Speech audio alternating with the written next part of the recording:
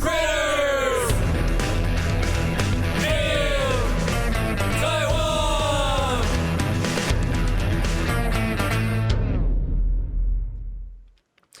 Like, Tuesday mornings are great this year, but Tuesday afternoons, it's just these kids can't do anything. They're like, I teach grade 4s, but they're like, they seem like grade 2s. I gave them like a list of 3 instructions. They couldn't Tuesdays do it. are always rough. They're always the roughest day.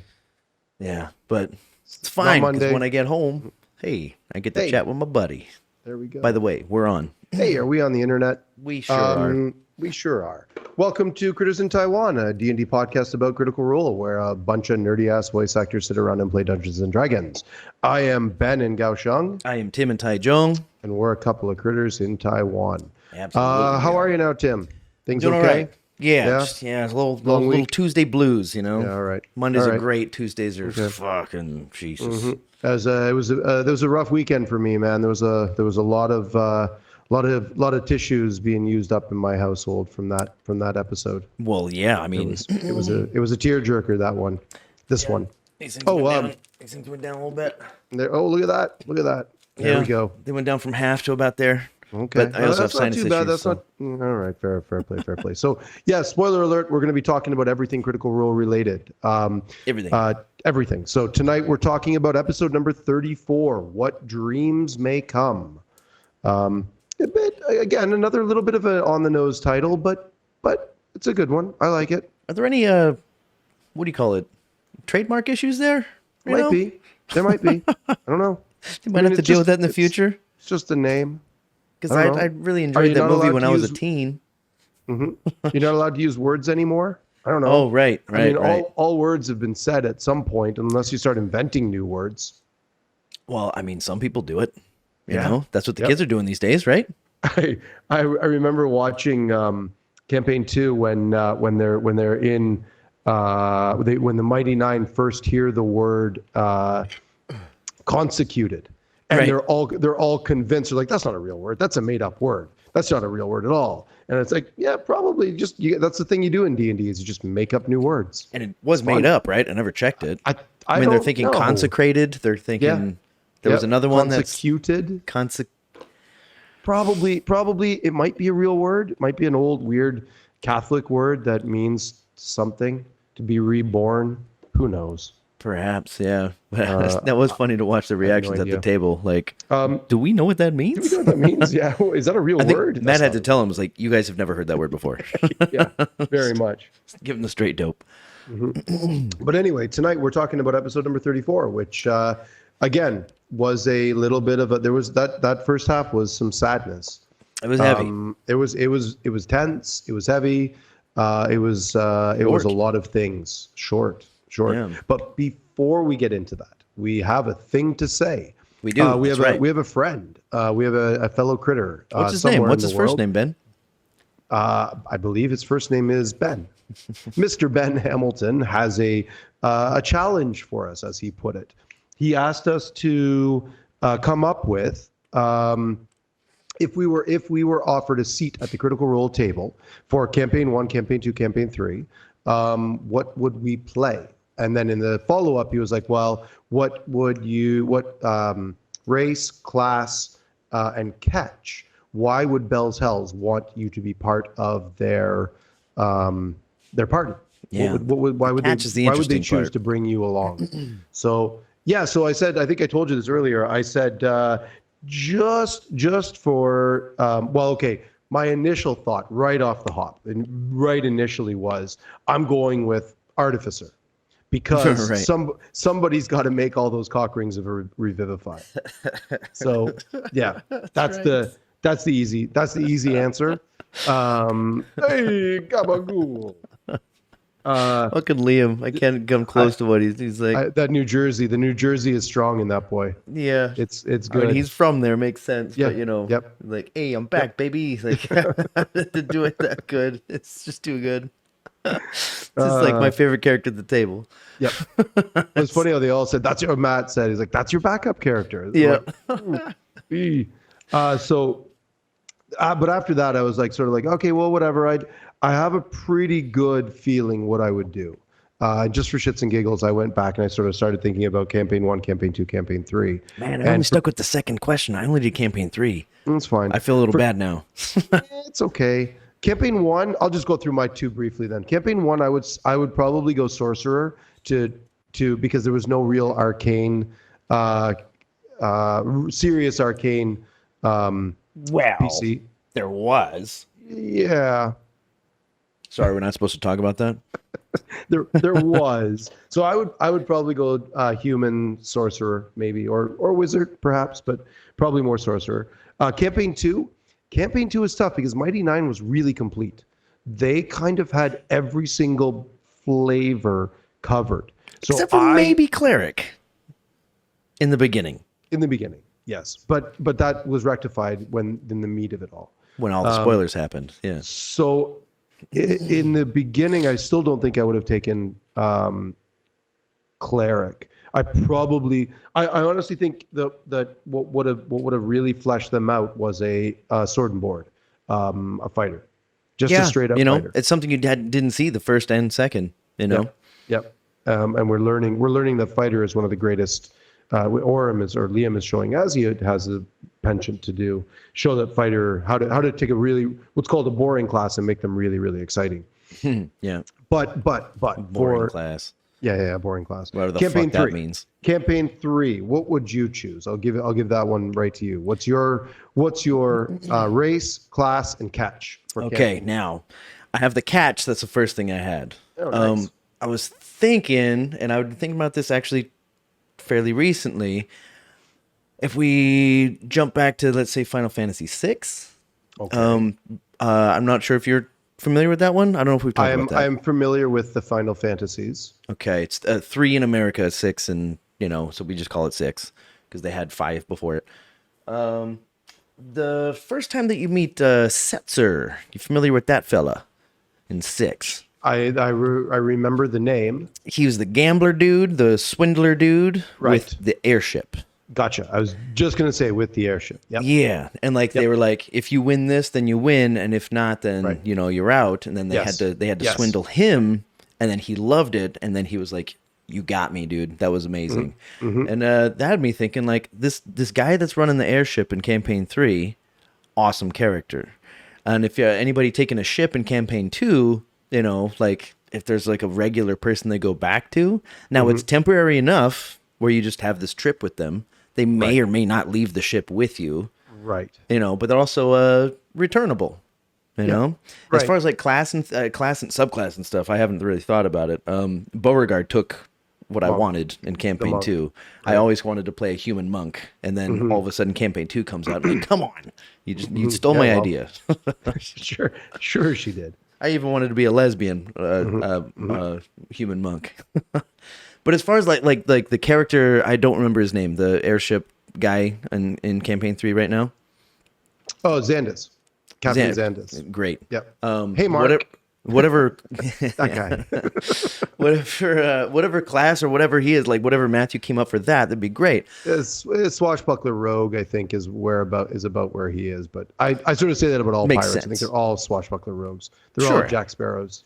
Makes sense that he wouldn't be a fucking bard or a wizard. He's running an airship, So that was my first response. That was my first thought where I'd go because it'd be that would be the catch. Like that's where they need you, And they've never really had somebody that they come across as like, oh, and the captain, would you mind coming to the table? And be like, oh, and then they introduce their character and they're like, I'll take you there. And they have that's a lot of trust that Matthew would need to put into that character. Sure. Or maybe not. Maybe Matthew already has that trust and that's just understood. I don't know. Mm-hmm. But yeah. Okay. Yeah, I dig it. That's a ship owner, some kind of transit, some kind of.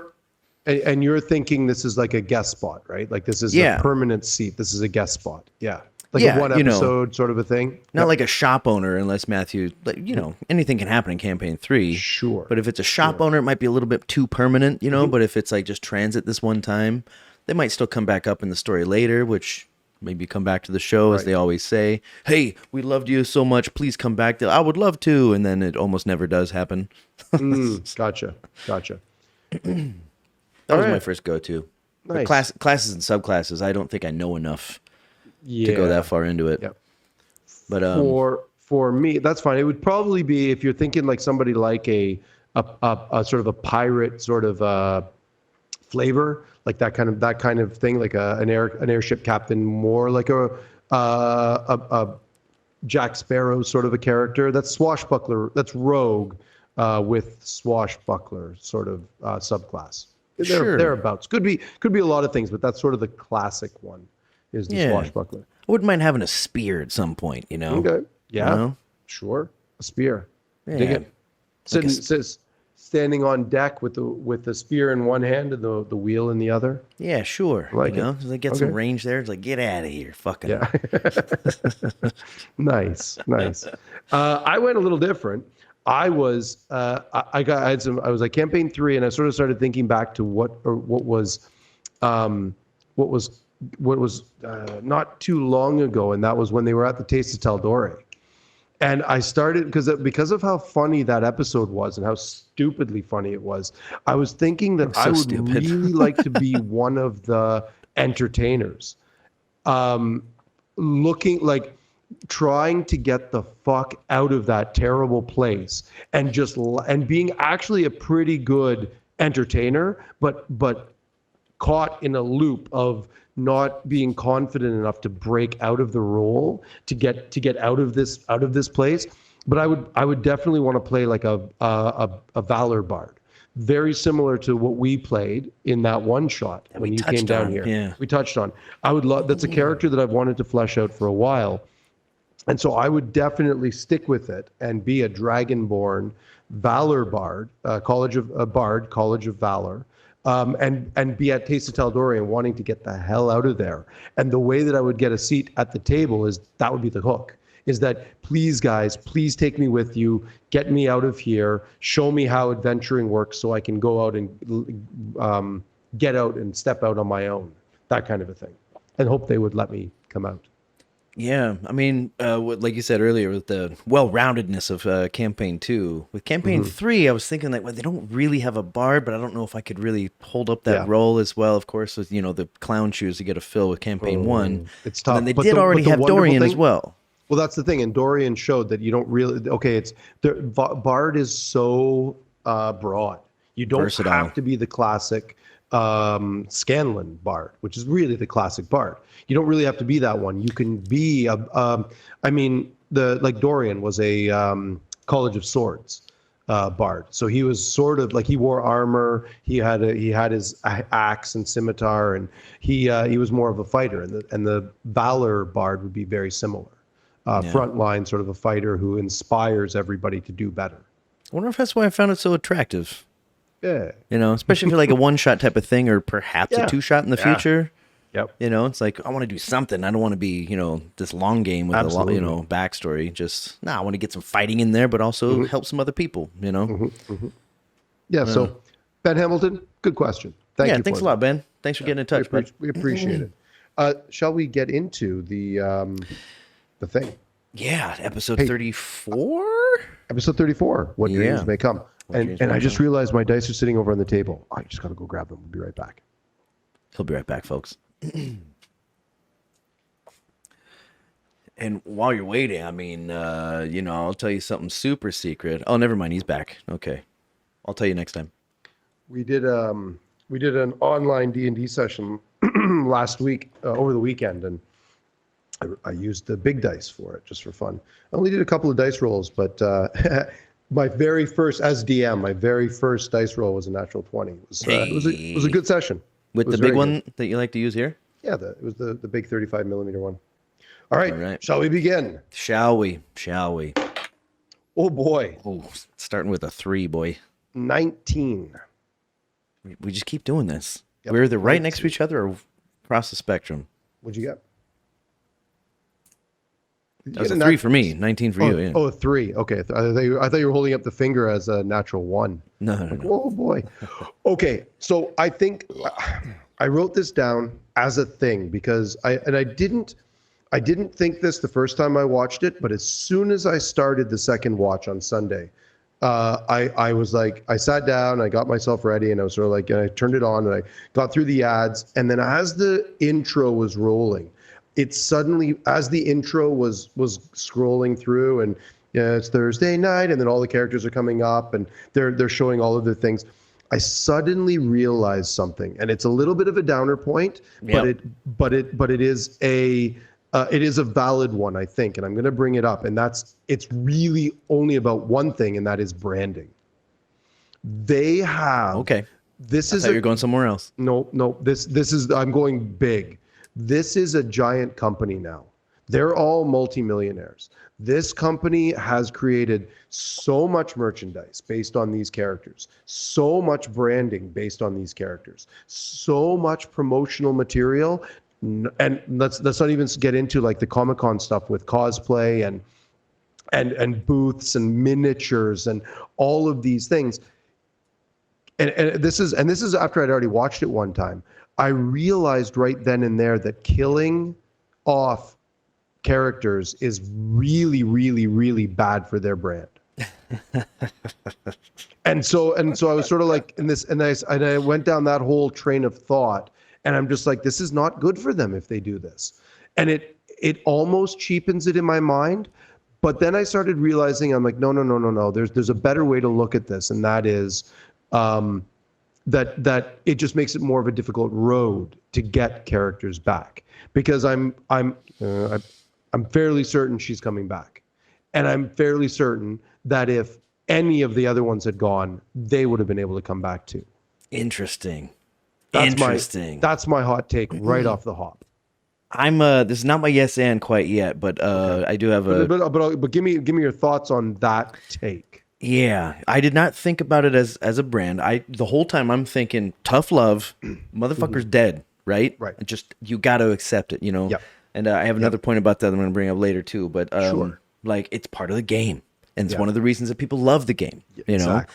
I and know like that. it happened about this time in campaign 2, a little Yep. bit later. Oh, that's kind of about the same. Well, 10 you know, episodes It's or so weird with ish. campaign 1 because they played before they streamed. You know. Yeah, they were level 7 before they got on stream. It's about the same time when Molly dies. Molly's 26, this is 33, 34, so it's within 10 episodes. Yeah. It's in that meat that we've been saying for weeks. I'll say Yes. you've been saying for weeks. Same for weeks. This is when the shit goes down. Yeah. So I never thought of it like as a branding thing. Yeah. Just But like tough love. If they die, they die. Honestly, That's it. in campaign 1, who cares? Pretty much all of campaign 1. Who the fuck cares? Campaign 2, it started to get weird because then this is when they departed from Geek and Sundry. Right about now. No, it's like 40-ish, in the 40s. I think it's before 50 or right around 50 when they depart from Geek and Sundry and become their own thing. And then it's at that point you start realizing that this is a Critical Role is bigger than the game now. That this is more important. And if they're going to build merch and branding and promotional materials and miniatures and partnering with Wormwood and Dwarven Forge and all of this stuff, they can't be losing these characters. These characters, they just can't.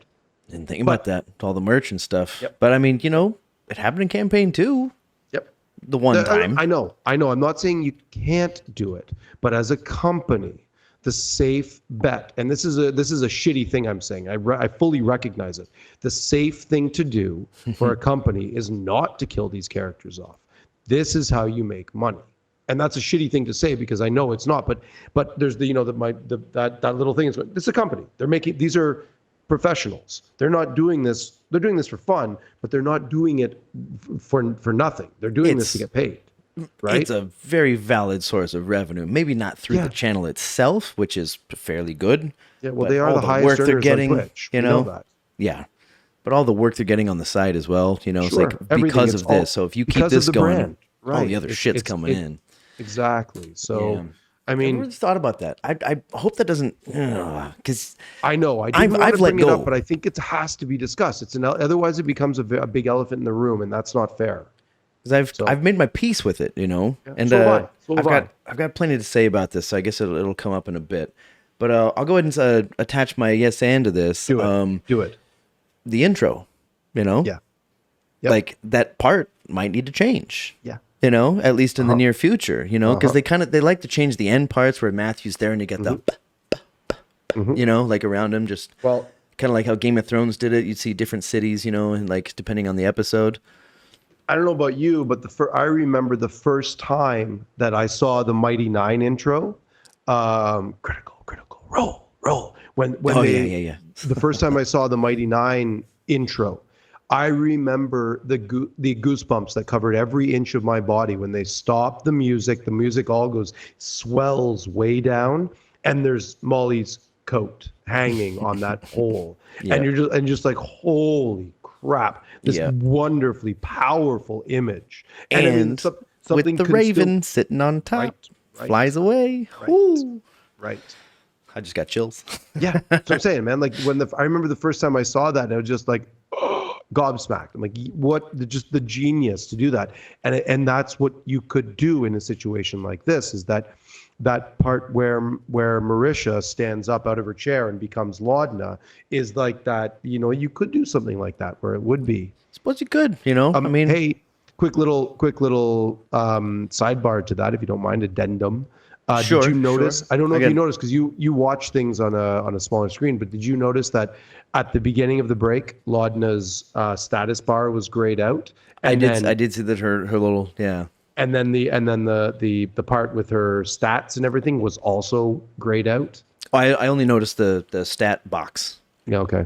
Yeah. Both of them, like the little bar under, the one that's under each player, right? And then the big box in the bottom, like when she had corner. Pieced out. Yeah. Yep. Like her thing still came up, but it was gray. It was gray, monochromed. Yeah.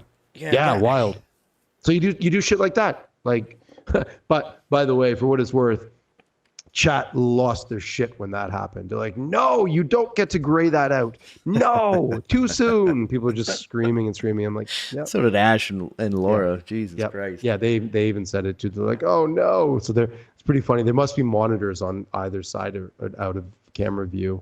And as far as the intro is concerned, Laura's character could die because that wouldn't change the intro. FCG could die. It wouldn't really change the intro because he's got the gears in the back that. We've talked about this. That was pointed out. Orem, could go here or there. It's it's a sword. It's just fighting. It doesn't have to be a fighter. He could lift out a little bit. Just saying.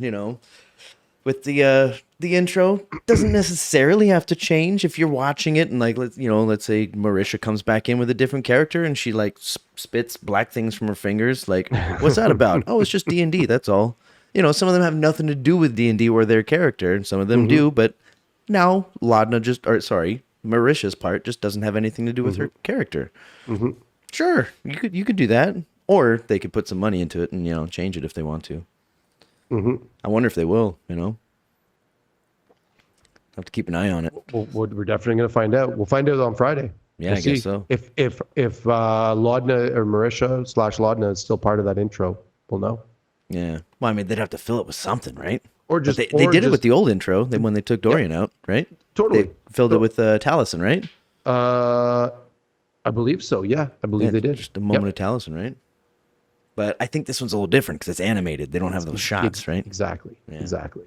All right, move on. Number 2. Maybe they do. Maybe they thought about this and they shot. Maybe they had backups for everybody, for every single character. Ooh, that's a 17, my man. I got a 4. Look at this. We're just other sides of the spectrum. Perfect. All right. Well, then I'm gonna go ahead with Marisha's patience. Ooh. Through basically the first half. Yeah. She's kind of sitting there like. Don't. You're going to break that new chair. It's a strong chair. I can do it. Yeah. Like this. She was like holding a mug, like, it was like an uncomfortable Christmas morning, Oh, yeah.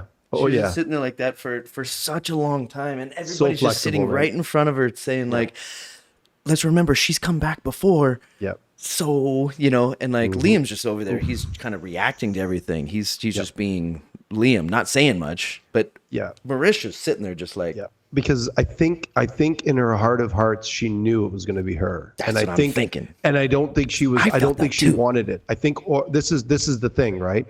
That, we know that Orem would have been okay with it either way, and Liam is at peace with that. So he's at peace either way. Both Liam he's and like, Orem. If I stay, awesome. If I come back, awesome. Marisha, not so much. She very, very much wanted to come back. She's not ready to let go of Ladna. So that was where all that is. I also think that she was pretty sure that, like, dude, no, the shit that I got from Delilah, that's only there if I'm alive. Yeah. And if she dies, I get a lot of gone. Reddit and I have a lot of theories about that. I think that's why she was just so it's tough. Stoic, is that the word? Like she was just like irresponsive, you know, up until the moment where she's like, I'm gonna go, you know. Yeah, like they talk about that a little bit at the end too, right? Where with Orem talking about getting the Derolos involved and with the Briarwoods, and because they know it's Delilah. Then when the residuum comes into play, they're like, shit, this is another reason we need to tell the Derolos and or Keyleth. And it's like, yeah, okay, so this is, you know, Delilah was the Derolos, Percy Derolo's primary number one enemy. I mean, think about Dalen's Closet, right? Like that one shot. This is all bad news for them. So are they ever going to want to bring back somebody who is it has Delilah as their patron? Get the fuck out of here. No, not in any world is that ever happening. So there's I don't know if you've been paying attention or not, but there's a huge call for Keyleth to come back in and raise dead or true resurrect Laudna. And okay, I haven't seen that. Of course, I've thought about it, but again, like that was kind of one of my things that was attached to this was you get to you're at this low level where Revivify works, and then there's some stage, and I guess you could illuminate raise this dead. Perhaps. Raise dead? So well, so that's the next step? Revivify is at... Like within 60 seconds, right? No, Revivify is within a minute. Yeah. Raise Dead is within 10 days. 10 days, right. Yes. And then above that, it's like... True Resurrection. It's fucking True Resurrection, where you could raise it's you could raise... Resurrection. Resurrection is... that's what happened in Naught, was Resurrection. Veth into Naught. So that's why they became a goblin, because there's a very good chance that if you get resurrected, it will not be in the same body. Same soul, different body. Right. And then true resurrection brings them back into the same thing. But true resurrection I think is a 9th level spell. Which also brings in a lot of moral implications, you know, it's like why raise your mom instead of this fucking amazing being over here, etc. So I feel like we're kind of getting to that territory. 10 days, right? Okay, I mean, if they're fast, we know that Will dies in Orem's husband. Will dies in the attack on Keyleth at Zephyra, right? And like 3 months ago or something. 5 years ago. 5 years. Oh yeah, that's right. It was like 6 years ago when he. Yeah, that's right. Yeah. So why didn't Keyleth bring back Will? Right, exactly. There's all of these. Why doesn't Keyleth, who's arguably the most powerful mortal in Exandria, why isn't she just? Good point. Why isn't she just bringing back everybody? Right, like everybody who dies. I mean, and then I read a really funny quote on Reddit. Somebody was like, for the same reason that in the real world, doctors can cure everybody, right? Why don't they? That's good. That's a good perspective. Ouch. Fucking hell. Yeah. Fuck you, Americans. Yeah, exactly. Right? Exactly. I mean, we live in a country where there's universal health care. So it's like, doctors do cure everyone. Oh, but yeah. Oh, right. Okay. Right. It's like you bring this person, be like, can you bring her back, please? What do you got for me? Yeah, exactly. Right. Jesus. That's brutal. Yep. So anyway, it's stuff like that. Thinking I'm sure her patience spoke volumes, I think. Yeah, her patience and silence were aware speaking volumes, and I'm just coming up with all kinds of shit. Like she knows she can't come back. He knows this, and then I know. My mind was going crazy that whole time. Yep. And you see Matt's while Marisha is being incredibly patient there. You see on the other side of the DM screen, Matt just with his calm, super poker face, just like yep, that's right. Yeah, that's right. When I'd like because it was reconfirming for me, just not thinking about the brand or whatever. I'm just thinking about the game, and I'm thinking about the tough love of it. When Imogen sends the message to Delilah, which I wasn't even sure if it was going to connect or not, because I'm not sure what Delilah is right now. Yeah, I don't. That's a very good question. I'm an entity that lives in her brain through her? Is she I don't an know. entity? Only Matt and maybe Marisha know that. And she responded so fast. Most likely only Matt knows that. I would put my money on that. Yeah. Because I have a feeling that Marisha isn't even really, definitely Laudna isn't sure why her patron is Delilah, but I'm pretty sure even Marisha doesn't know the answer. I would say that Marisha probably is like, oh, and it's my patron is going to be Delilah? Okay, how? And Matt's just like, you don't know. That's this stuff. I think there's a lot of Matt going on in this. Oh yeah, And it's finally spilling out. We talked about this last week too. This is the issue of trust, right? That the trust that a player has to have in the DM. And it's yeah. Well, when things get intense, the reason why tables like this work so well is because there is so much trust. Like I said, I've been part of tables that don't have that trust, and they're not fun. Yeah. It's not fun. Things get personal really quick, and it's uncomfortable. So yeah. Okay, I'll yes end on that one. Okay. With listen, I think it's again talking about Marisha's reactions. It's again it's your favorite inadvertent quote. It's because it's a good one. I like it. When she picked up the dice, and when they come back out of the dream sequence at the beginning, and they go through the initiative order, and Marisha comes up, Laudna comes up fairly quickly. She was the first of the people still there. Was she the first? I thought FCG back to Bastard. No, you're right. Back to initiative order. Laudna was up right away, and so it's her. This is her. Her take third, the wheel. Her third. Right, and then she picked up the hummed and hawed which one. She picked up the red dice, rolled it, and rolled the natural one, which is, and at that moment you see, just for what it's worth, the natural one doesn't matter if it's first or last. Natural one, like a natural 20, natural one is all death saves fail all the way. It's basically instant death. She did have 2 failed at that point anyway, so it's kind of moot. But the look on Travis's face, the look on everybody knew it was a 1. Yeah, he knew it was a 1 right away. Yeah. Marisha checked a couple of times. They get confused. I have the same dice as them usually, and the 1 and 7. You can see the 1 and 7 there on their Twitters. They sometimes get confused. They've shown on their Twitters they don't use those dice. They use all kinds of different dice. And of course. Some of the dice are so difficult to read. You look at them and you're like, those numbers are impossible. They're all glitter. Like the hardest one I saw. Yeah. Some of the dice that Ashley and Laura use are these beautiful gemstone, glittery, awesome, cool-looking dice. It's just reflections. But the numbers are also written in sparkle glitter. So you can't read them on the background of a spark. When the background is glitter and the number is glitter, it's all just glitter. Mm-hmm. So it's just a big old reflection.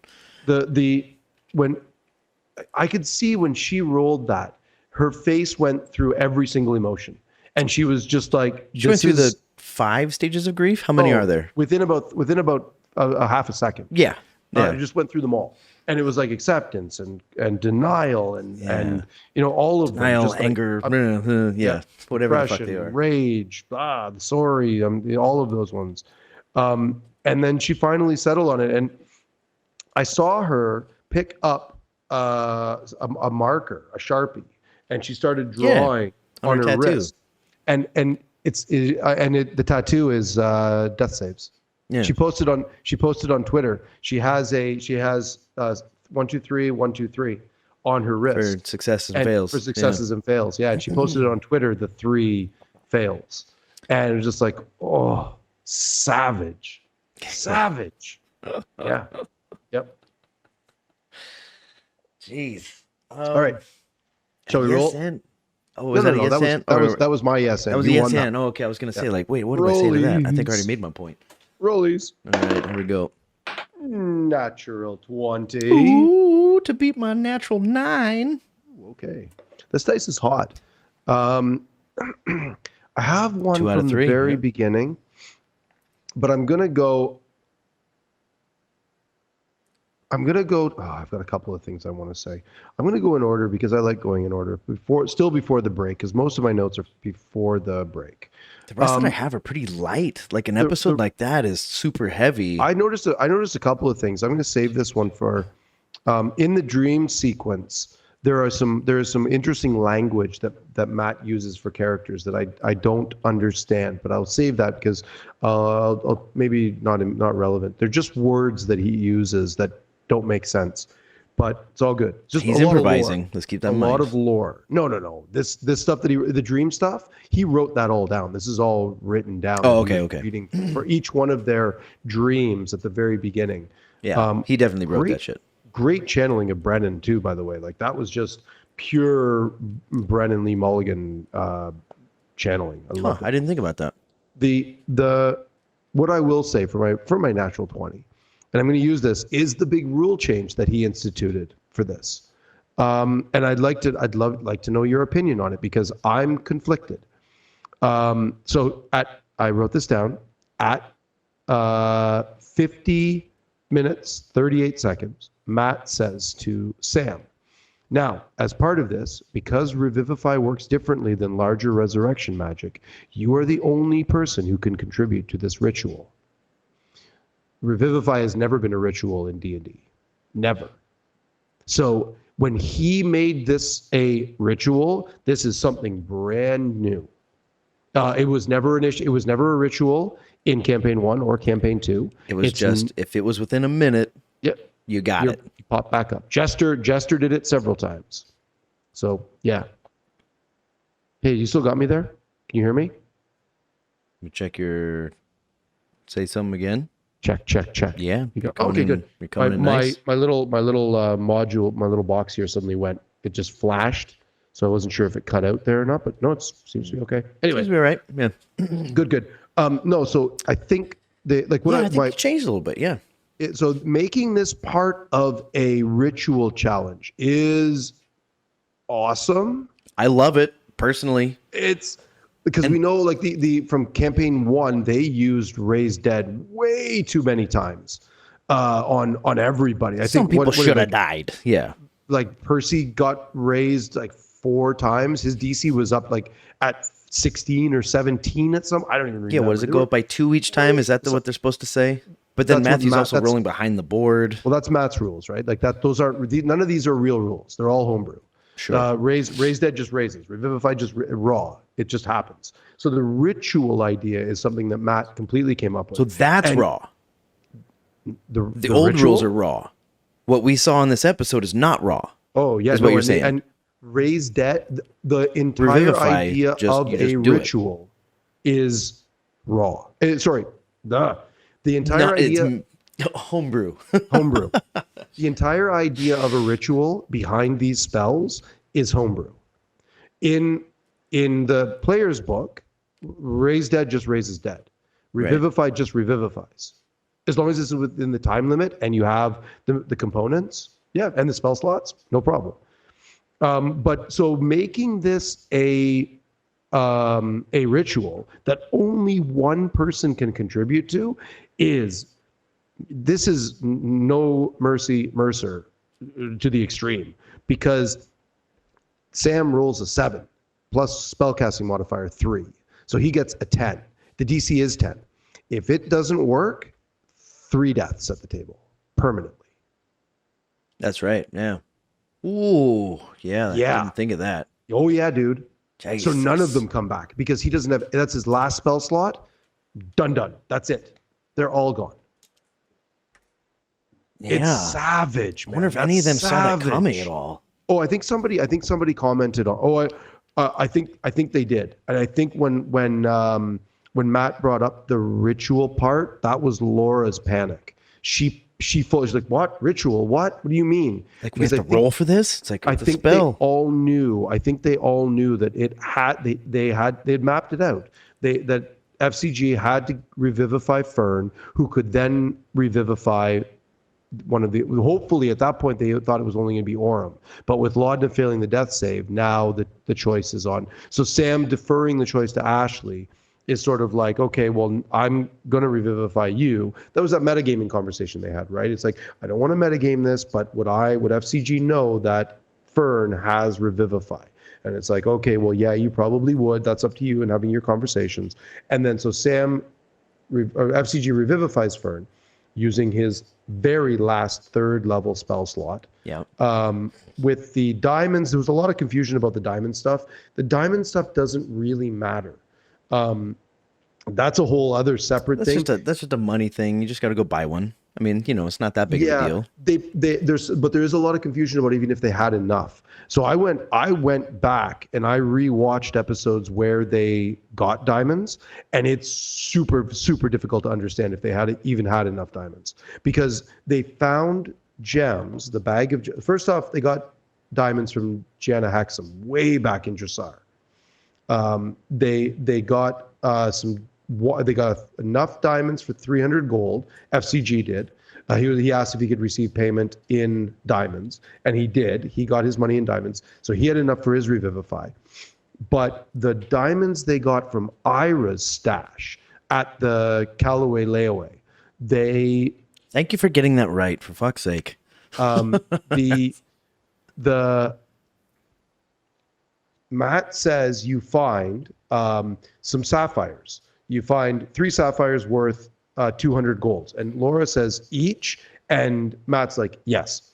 And then he rolls again. You find 400 gold worth of, you find 4 rubies worth 400 gold. And then you find, 3 diamonds worth 300 gold. And then they write it all down. And then, now, pause there for a quick second. We don't know if that means 3 diamonds worth 300 each, or 3 diamonds worth total of 300. They only clarified the first one. Exactly. And listen, I watched this like 5 times, so I know exactly what it is. You take his word for it, folks. On that. Yeah.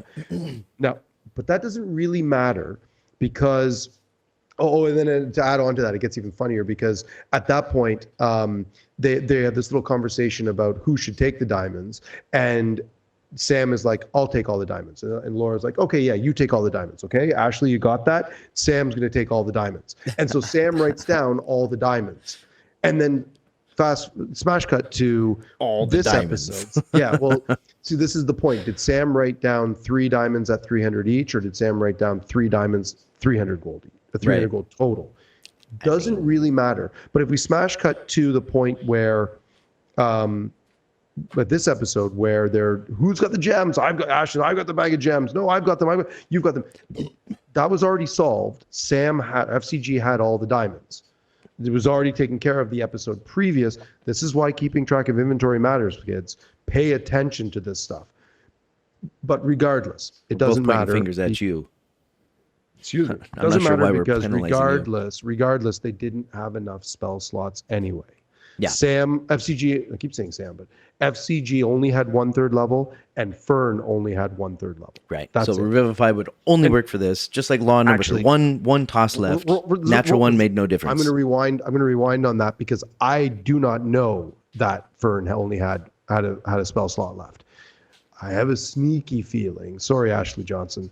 I have a sneaky feeling that she doesn't take care of this stuff on her tablet device. She says herself she's a scatterbrain and a what? I forgot what she said. She said a scatterbrain and a something. A scatterbrain and a disorganized and a scatterbrain. That's what she said. Something about forgetting things. Yeah. Yeah. I don't remember. Which, we've all seen it. Sure. But I have a sneaky feeling that she had used all of her spell slots in that battle, because that's what you do. You use all of them in those big battles. And don't worry about you mortgage the past, you mortgage the present for the future.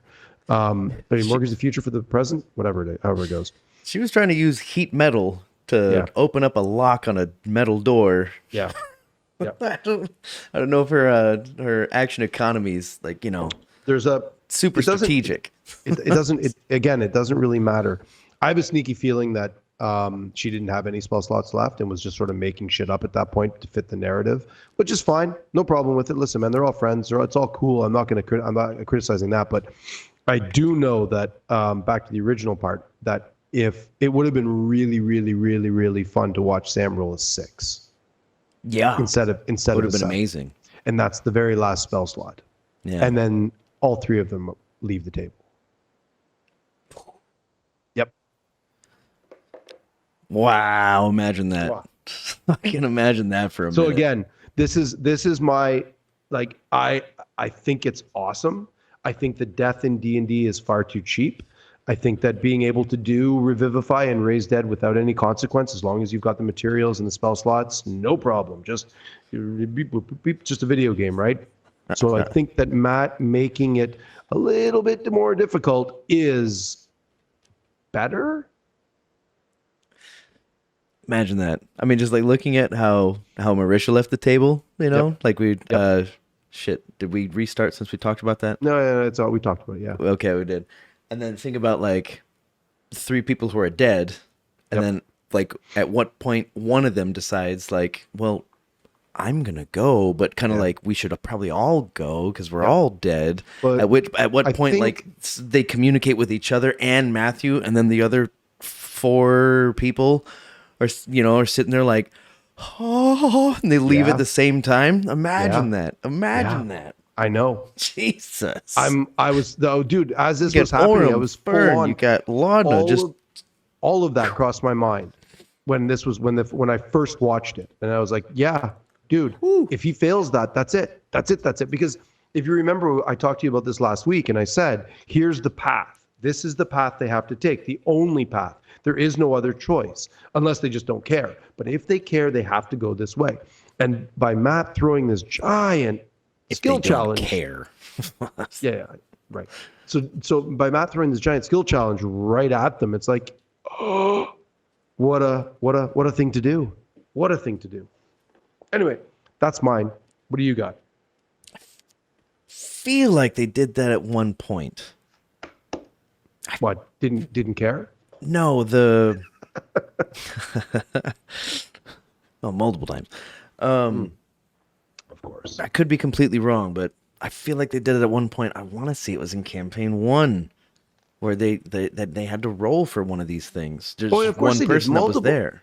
Multiple times they had to roll for it, but it was never revivified. No, not like the full thing where they got to all get above a Oh. thing. This is, the ritual with 3 people and everybody's crying and shit. Yeah. I swear, but I can't think of it right now, but I swear there was one where somebody had to roll once and they were like, okay, it was like a 17, so you're fine.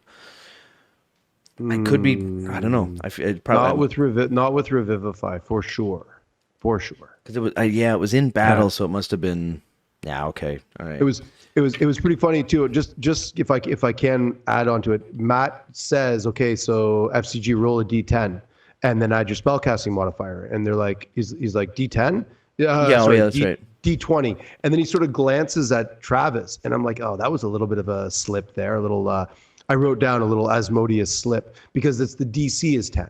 So he's saying roll the D20 to get the DC 10. Oh, it's because Matt caught himself and he was like, oh God, I just gave the DC up. Whoops. I mean, not that it's a big secret, Well, but it was saying, given away moments later. yeah, exactly. So it's not a giant secret, and I think we all knew that. I for sure did. But also, here's something else that made me laugh, and this is not from me. This is from somebody else. If Fern comes back on a 10, like if FCG rolls a 10, and Fern comes back, that means Fern lied about dying before. Because every time you die, the DC goes up. Oh, right. So this means that Fern caught in a lie here. Catcher in her lies. That's right. Oh, what was I gonna say? Shit. I don't know. Die Sorry. in DC. Oh yeah, just a quick thing. Like when Fern was revivifying after she did the coin flip and the whole. What? I felt like I knew who it was gonna be. Yeah, I I think we all I don't want did. to I think just we throw all spoilers knew. out there, but like she could have made it up on her own because she didn't show anybody. But I really felt And like she I knew who it kept was gonna fucking be. Coin too. Like what a oof. Yeah, right after the break. It's like, can I have my Fern coin is back? Your No. favorite person to hate in every adventuring party. But shit. So like so Matthew had just said, he's like 10 is the DC you need for somebody who has not died before. Yep. Which he just said. And then she sat there and she was like, and she rolled for Revivify on Orem, and she sat there and she's checking her shit, I'm like, dude, just what'd you roll? Is it over 10? Like, Yes. that's all you That's all need. that matters. You know, and she's sitting there and like She was everybody's upset. sitting there like, dude, you know this faster. This was the most stressed out a table has ever been. Again, remember, they're in combat right now. They're in rounds. And it took, I think I counted on the clock, it was like 8 minutes later. Like, this is the longest 18 seconds ever. Ever. I mean, no, I loved it. I needed that break, You could cut but I did love it. Cut the stress at that table with a knife. Yeah. It was intense. Here, I got a quick question for you. Sorry, ahead. if you don't mind. Go ahead. What do you think Ashley would have done? Sorry. What do you think Sam would have done if the tables had been turned? If Fern is left standing on the battle board, on the battle map, and FCG is down, and Fern revivifies FCG, and FCG has to make the choice between between Laudna and Orem. What do you think? I mean, Sam defers it to Ashley, right? It's like by default he has to. So Sam? Well, you know, it's at a certain point you can't separate the player from the character. I mean, that was the whole first half. Everybody was saying like, we either choose or we leave it to the fates. Right. That hilarious moment. She's like, who votes for Orem? Yeah.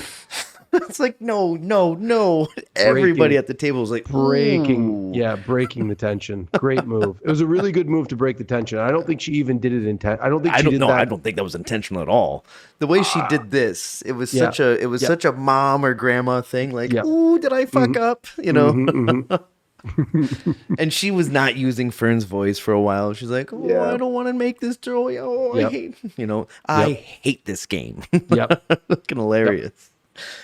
I think FCG would have done the same thing as her. I really do. Because he doesn't really have like an affinity towards either of them. Really? Really? Not as much as Fern does for Orem, for sure.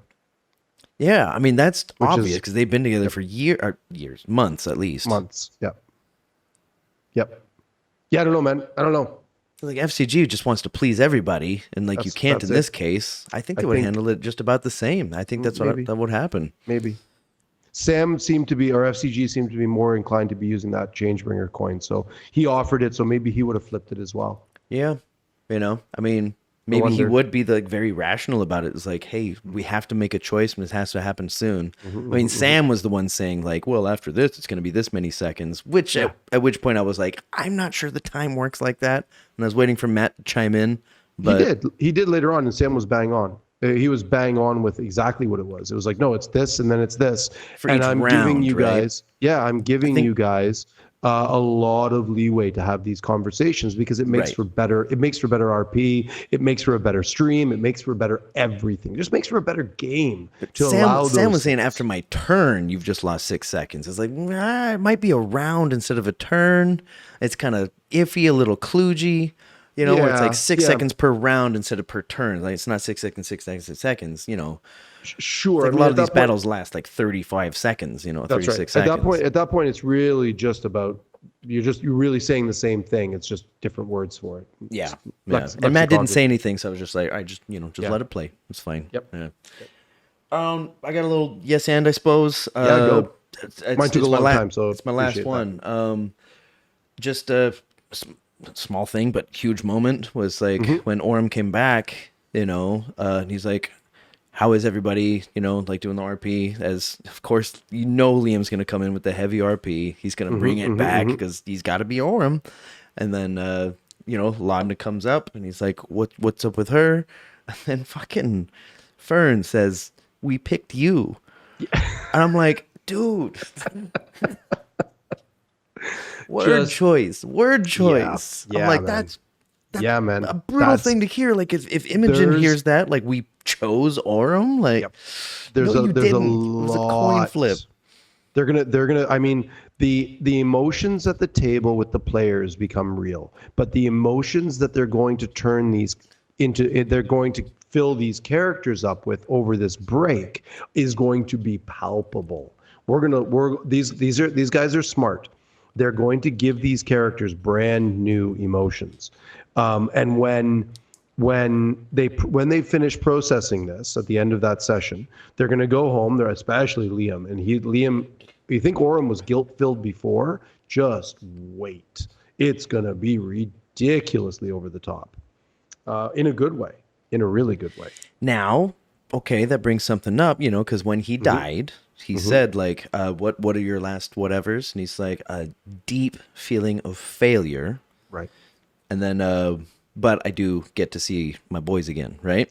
Yep. Now that he's alive again, I think Chetney was the one that said, was like, dude, that Orem would say, if he was here right now, he would say, definitely do her, because that's Orem. Yes. Right? Yes, exactly. However, now that he's not dead anymore, maybe that sense of failure is not there anymore. Maybe possible. he feels good about it because he can still do something. Possible, but the guilt Perhaps is for going to be Laudna. real, man. The guilt is going to be real with being chosen over Laudna. Right. I mean, we picked you. It's like, Yeah.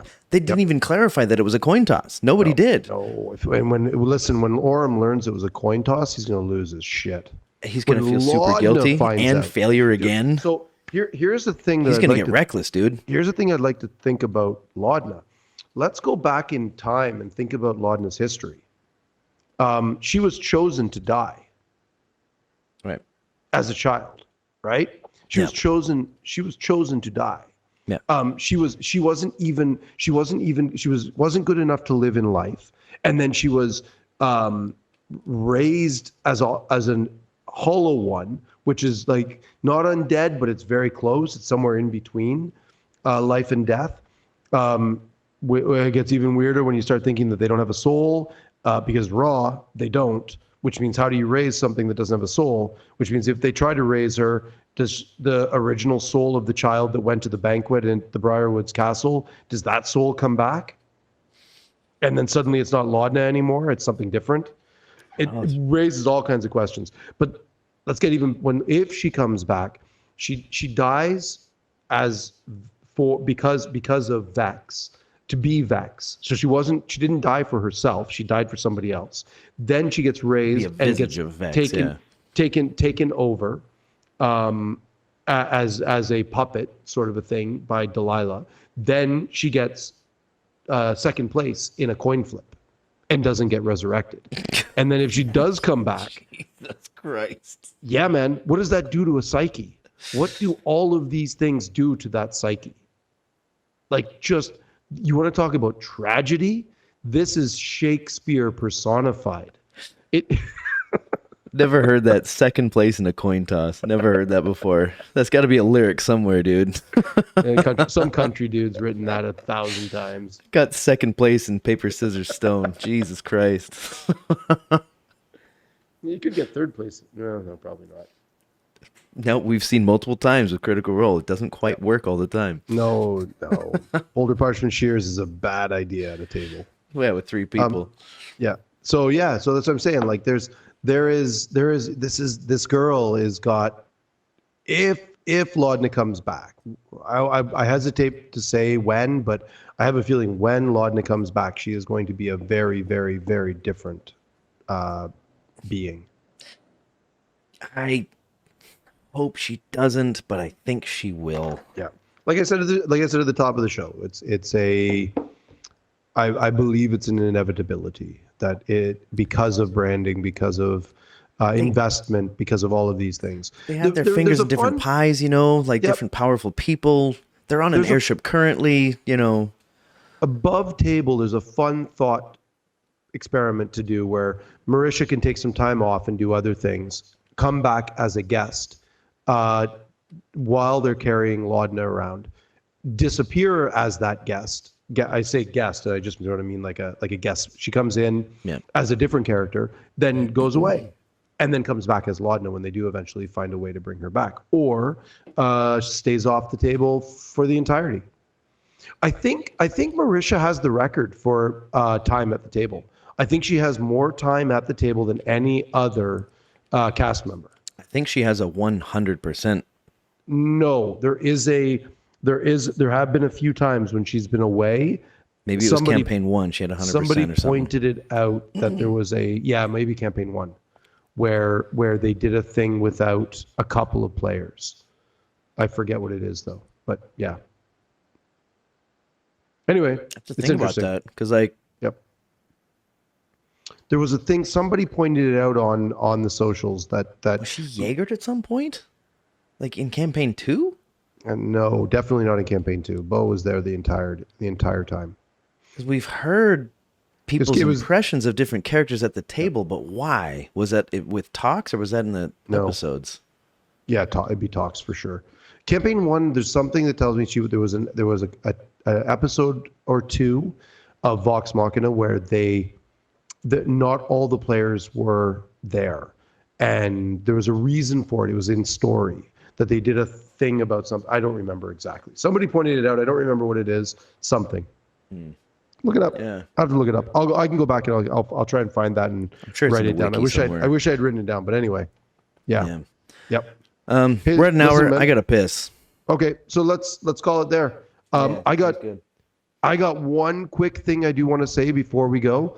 What do you think at about 3 hours, they have a long rest, and Matt says, Laura, take a look at your feet. Yeah. And she looks it up. What do you think it is? Do you think I he have gave no her a fucking bonus clue. feat? It's Okay. something that happened with after Odahan, with whatever's going on there. Exactly. I'm also looking at his fingers. Like, did you do this during the break? He must have done it during the break. Oh, like, 100% added he something. did. And then Because he he's just pressed- like, why don't you check your feet? Yeah. Like, he probably pressed like accept on the. Do you accept the changes? Accept. Yeah, and that just like- that updates her tablet.